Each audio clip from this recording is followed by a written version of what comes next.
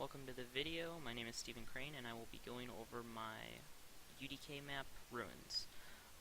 So starting with just the map itself, kind of broke it down to two primary sides. You have your blue base and your red base. This is where players typically spawn initially, and then they respawn around the map in various locations, just to make it compatible with free-for-all settings. Getting into it a little bit more in detail, I have the central structure, which consists of 4 different elevations. We have the bottom elevation, that is kind of the ground floor. It has a teleporter up to the second highest floor of the level here, into this room.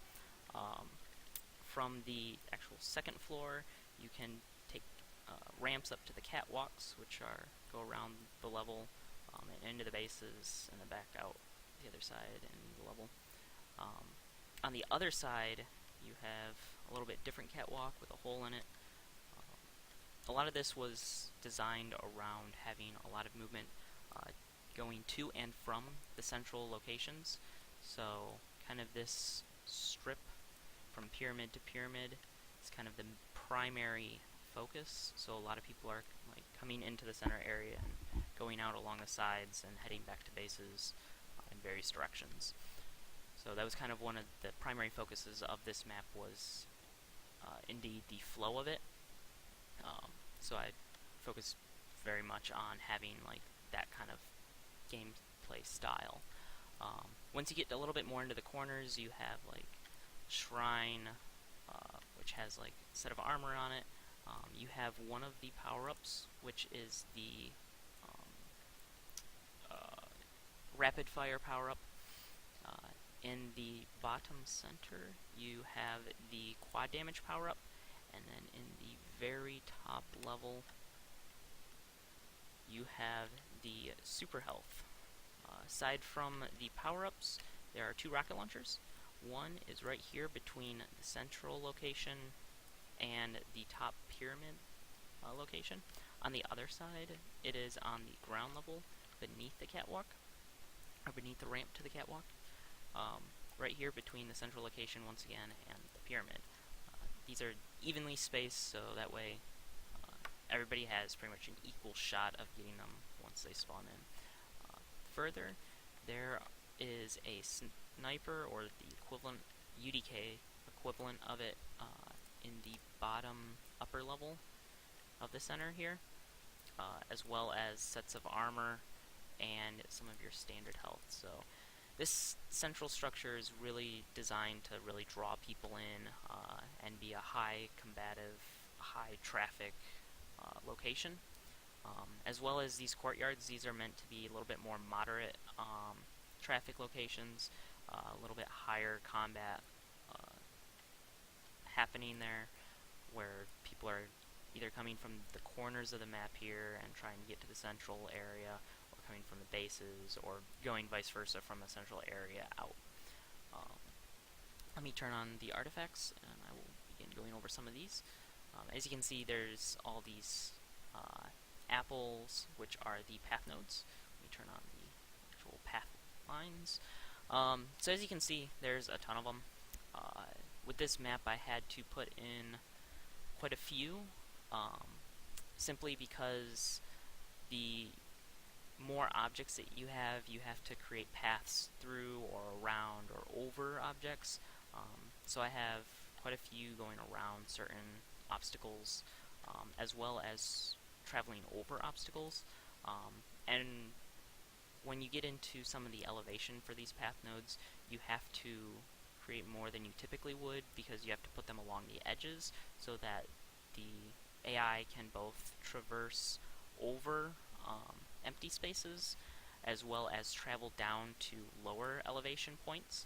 So if you look at some of these catwalks here, there's a lot more along the edges here than you typically find. If this was closed off, it would be more just kind of down the middle and whatnot, but since I have these like holes or broken barriers in it, I wanted to be able to allow the AI to travel either to a nearby ledge or just jump down entirely. So there's a few more path nodes along the bottom here to connect to these upper ones, as well as paths to nearby ledges that they can then jump to.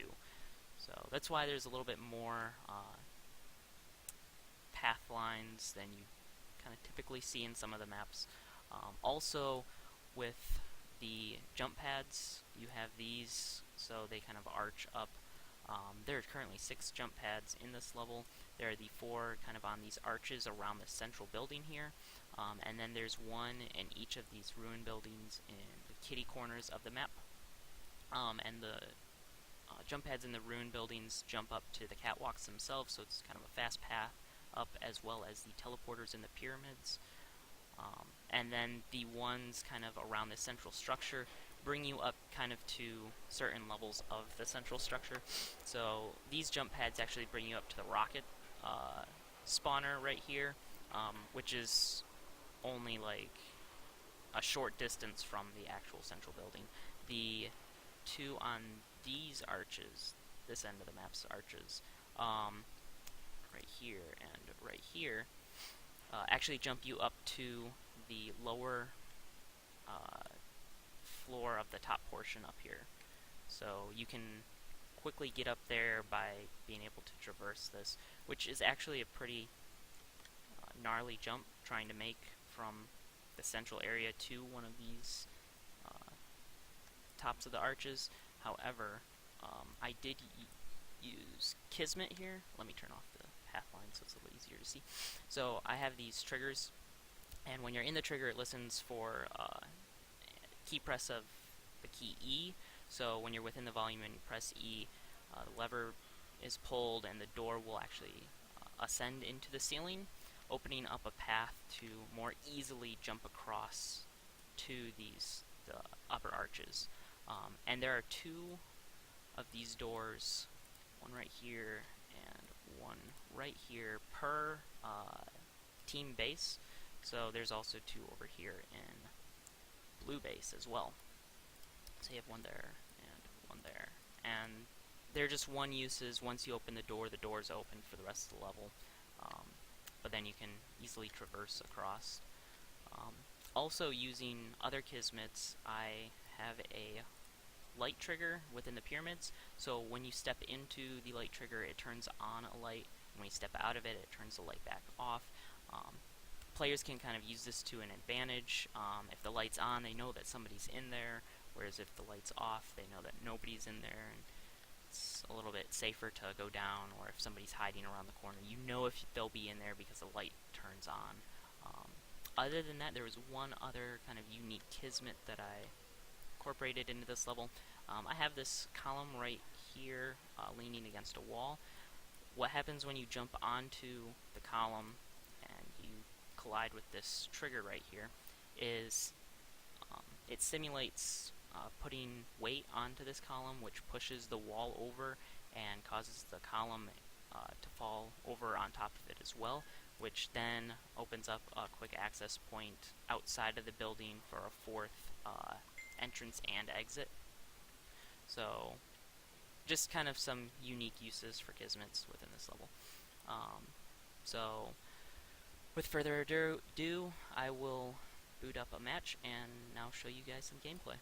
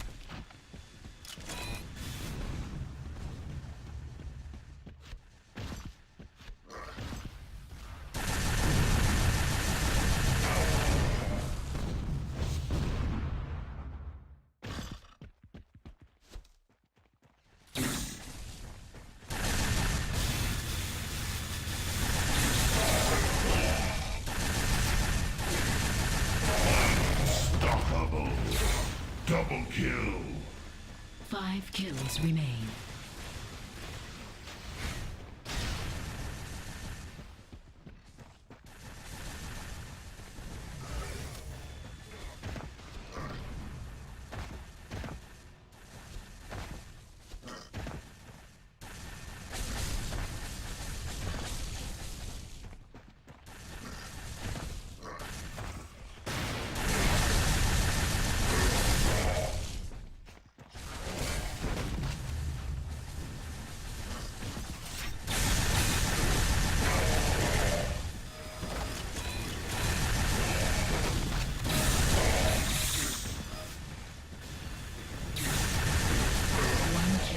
Remains.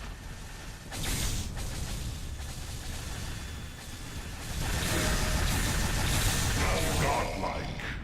Flawless victory.